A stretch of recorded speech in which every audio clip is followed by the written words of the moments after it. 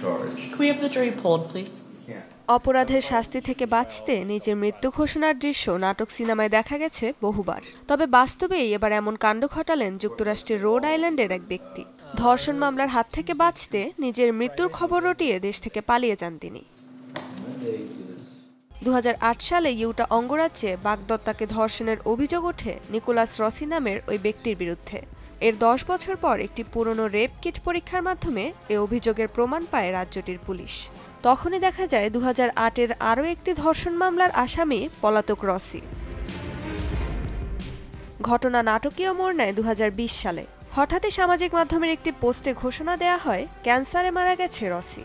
তবে এতে সন্দেহ প্রকাশ করে পুলিশ ও তার পরিচিতরা। 2021 সালে স্কটল্যান্ডের এক হাসপাতালে কোভিডের চিকিৎসা নিতে যান পলাতক এই আসামি।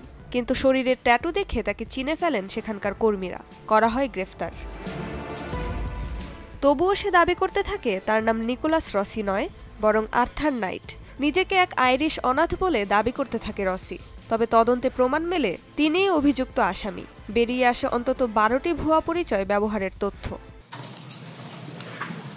সব তথ্য প্রমাণের ভিত্তিতে অবশেষে বুধবার রসিকে দোষী সাব্যস্ত করে আদালত। সর্বনিম্ন 5 বছর থেকে আজীবনের কারাদণ্ড হতে পারে তার। রেজওয়ানা সাইমা, যমুনা নিউজ।